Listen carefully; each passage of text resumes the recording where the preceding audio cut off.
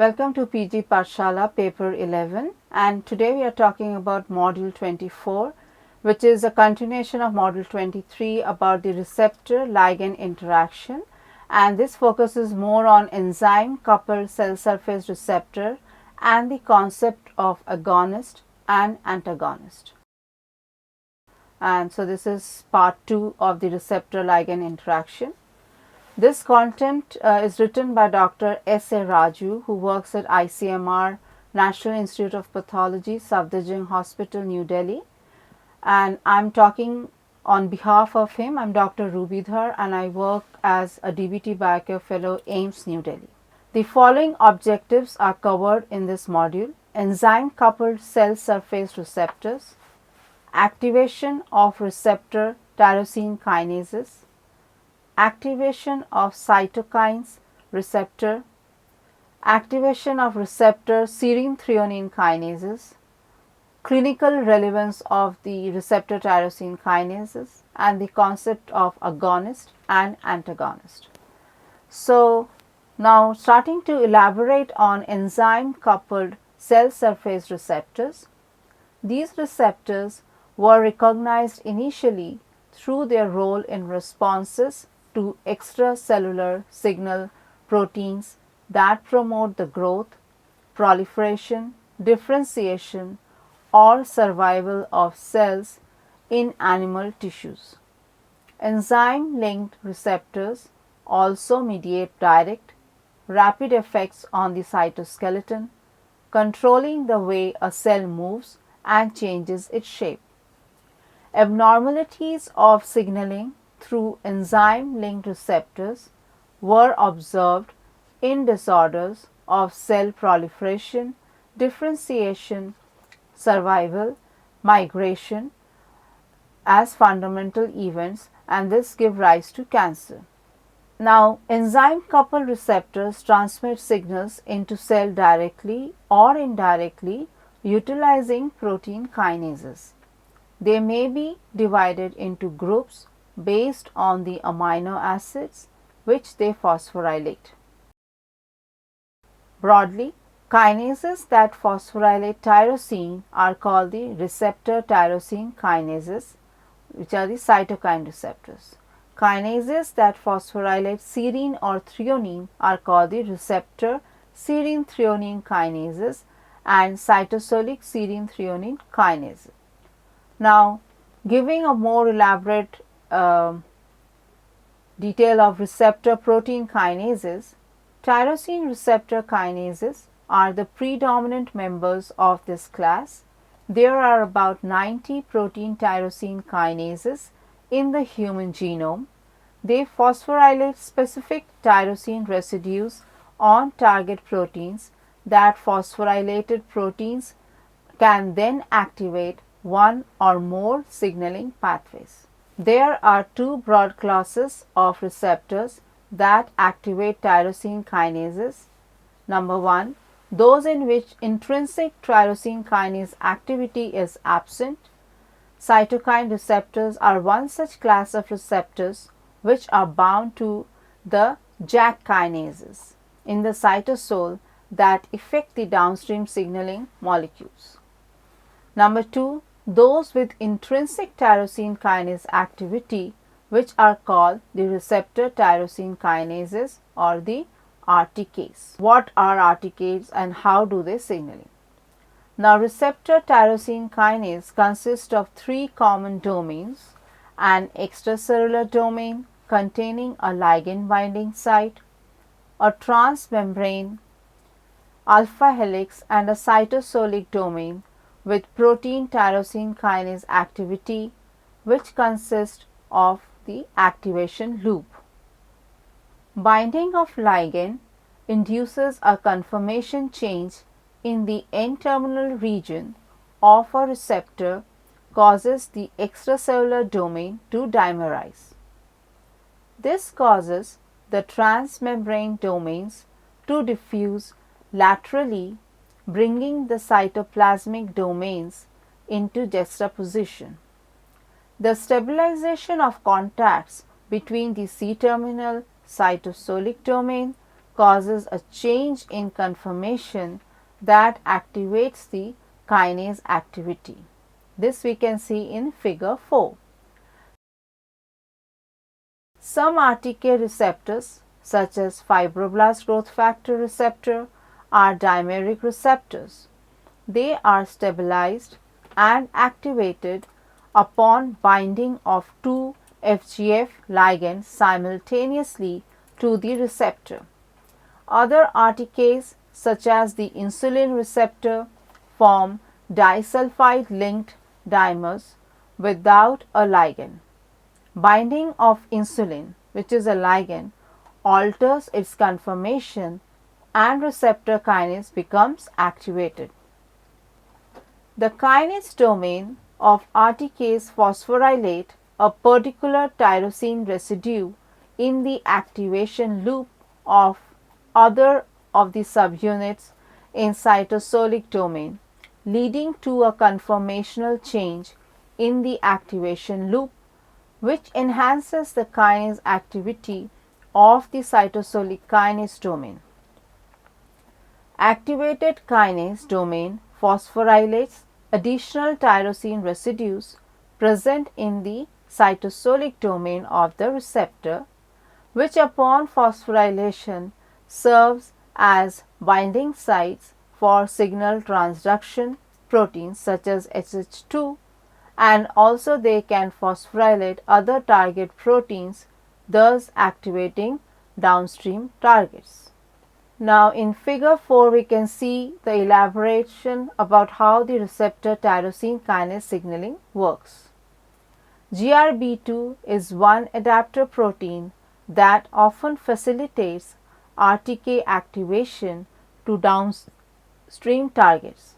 GRB2 binds to phosphotyrosine residues on activated RTKs with its SH2 domain on one side and binds SOS proteins with its SH3 domain on the other side, which in turn can activate RAS GDP to RAS GTP with its guanine nucleotide exchange factor activity, as shown in figure 5. Activation of RAS leads to activate cascade of a protein kinase RAS, RAF, MEK, MAP, ERK, MAP kinases. ERK phosphorylates many transcription factors that mediate cellular response. STAT family transcription factors, another set of SH2 domain containing proteins which act downstream to cytokine receptors and some other RTKs. Now EGF signaling. RTKs can function as homo and heterodimeric oligomers as well. Epidermal growth factor receptors are one such class of RTKs. There are 4 classes of EGF receptors in humans. Her human EGFR as 1, 2, 3 and 4 respectively. In HER1 and HER4 receptor binding of ligand such as EGF, EREG, HBEGF, TGF alpha to the extracellular domain leads to homodimerization. HER2 does not bind to any ligand. It can signal only by forming hetero complexes with ligand bound HER1, HER3 or HER4. Thus, HER2 facilitates signaling by all EGF family membranes. Regulation of the phosphoinositide signaling by RTKs. Now, many RTKs and cytokine receptors can initiate the inositol triphosphate or the diacylglycerol DAG signaling pathway by activating phospholipase C or the PLC, a different PLC isoform than the one activated by the G protein coupled receptors.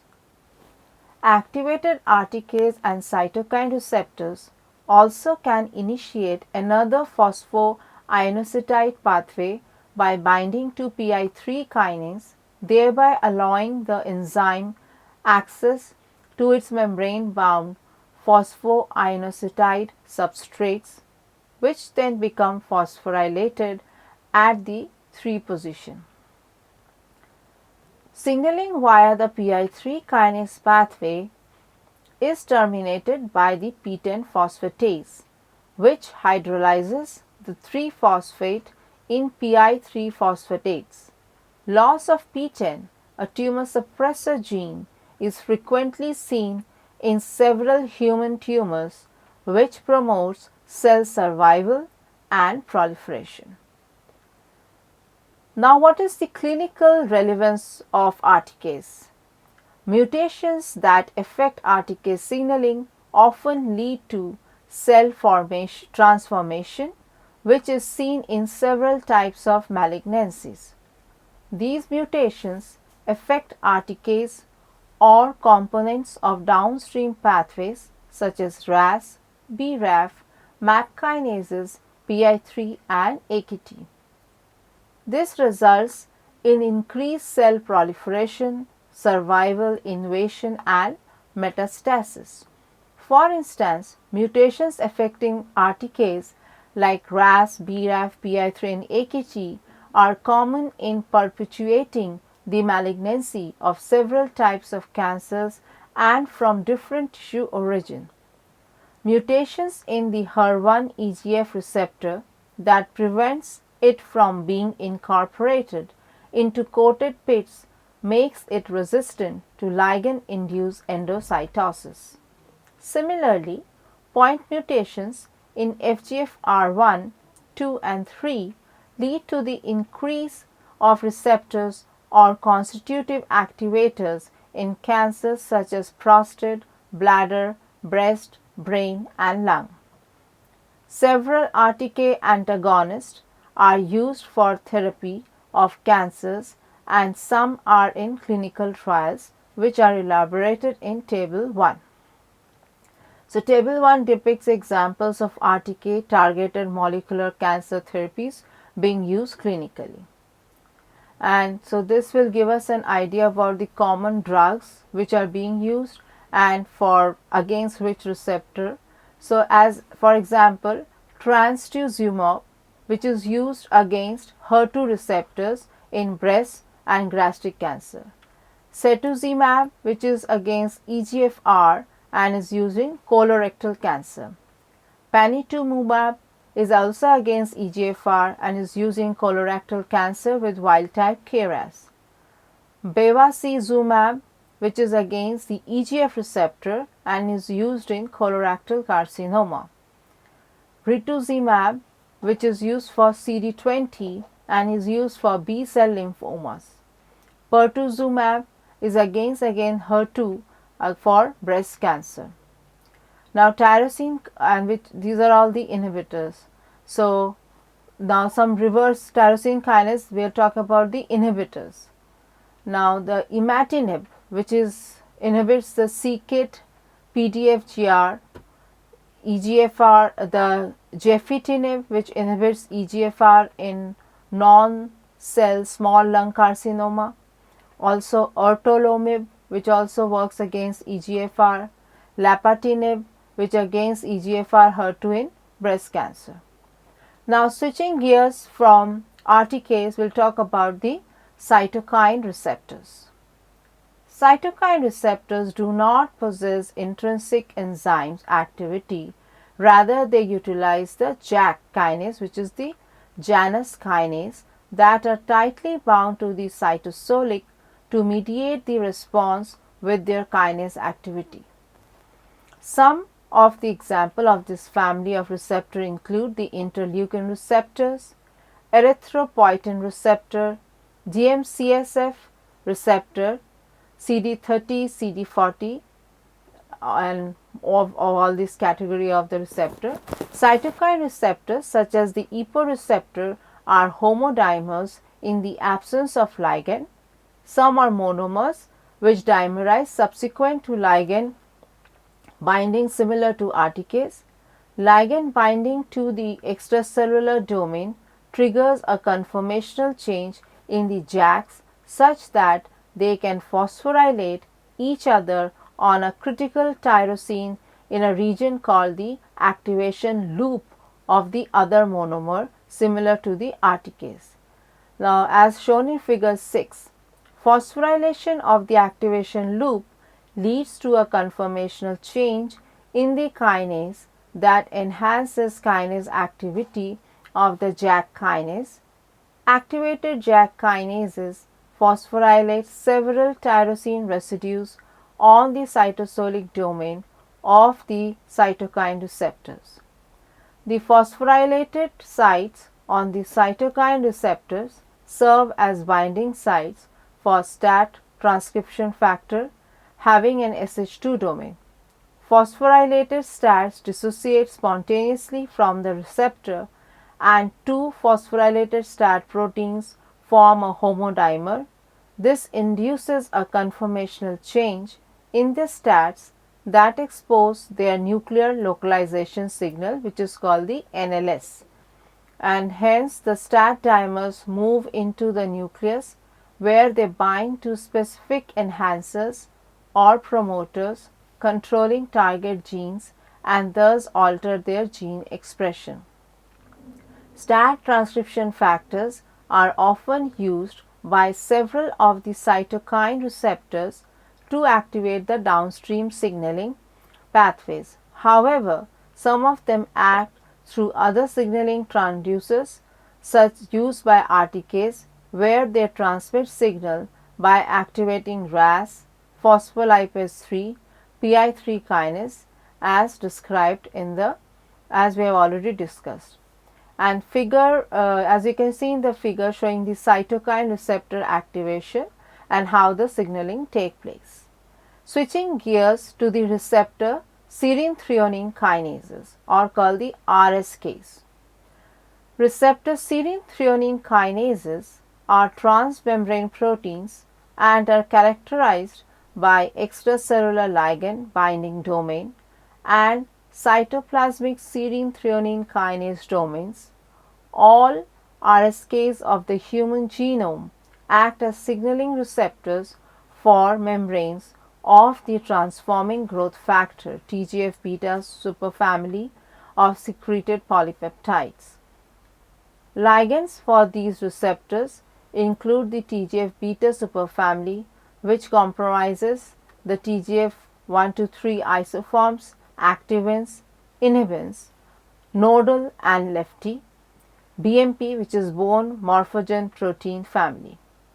RSKs are known to play major role in multiple physiological and pathological processes of metazoa of life, including early embryogenesis, adult tissue homeostasis, atherosclerosis, tissue fibrosis, and cancer. There are two classes of TGF-beta receptors which are involved in signal transduction through membrane, type 1 and type 2, which are structurally similar and they form homodimers. Different TGF-beta ligands bind to characteristic combinations of type 1 and type 2 receptors. Cell surface proteoglycan, which binds and concentrates TGF-beta ligand molecules near the cell surface, facilitating their binding to type 2 receptors. Type 2 receptors exhibit constitutive kinase activity, hence it is active even in the absence of a bound ligand.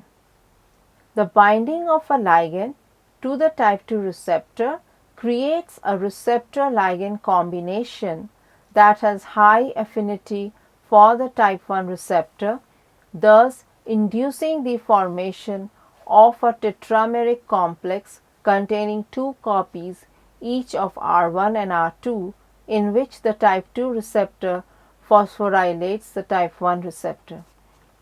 The type 2 receptor phosphorylates serine and threonine residues in a highly conserved sequence of the type 1 receptor subunit adjacent to the cytosolic face of the plasma membrane, thereby activating the kinase activity of type 1 subunit as shown in figure 7. The activated type 1 receptor phosphorylates a latent transcription regulator member of the cytosolic SMADs family, TGF-beta activin receptors, which are the type 1 receptor, phosphorylate SMAD2 or SMAD3, whereas activated BMP receptor phosphorylate SMAD1, SMAD5 or SMAD8.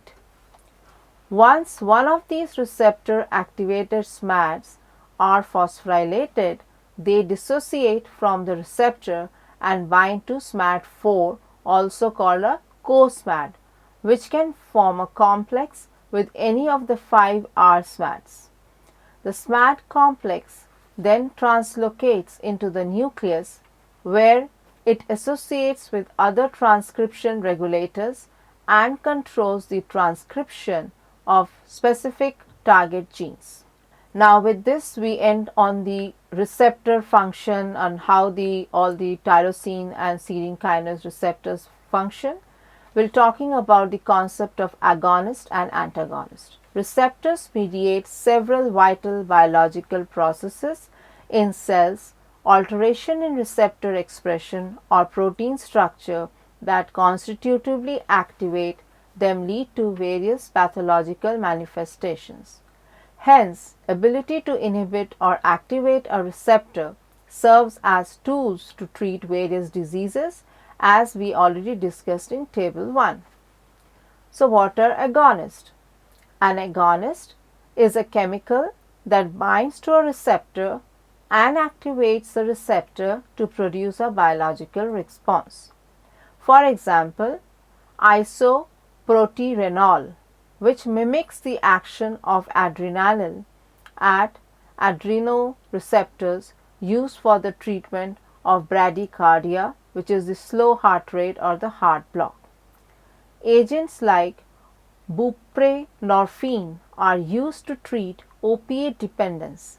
They produce milder effects on the opioid receptor with lower dependence. Now switching gears to antagonists. So what are antagonists? An antagonist is a molecule that blocks a receptor and dampens a biological response. An antagonist blocks the action of the agonist. So it's acting like as a inhibitor. Examples: memantine, used in the treatment of Alzheimer's disease, is an uncompetitive antagonist of the NMDA receptor. Buprenorphine, a partial agonist of the opioid receptor, binds with weak morphine-like activity and is used clinically as an analgesic in pain management. Now, just to summarize this module 24, we discussed about enzyme-coupled receptors transmit signals into cell directly or indirectly utilizing protein kinases. They may be divided into groups based on the amino acid which has been phosphorylated. Kinases that phosphorylate tyrosine are called the RTKase receptor tyrosine kinases and the cytokine receptor. Kinases that phosphorylate serine threonine are called the receptor serine threonine kinases or the RSKs. RTKase consists of 3 common domains: an extracellular domain containing a ligand binding site, a transmembrane alpha helix, and a cytosolic domain with protein tyrosine kinase activity, which consists of the activation loop.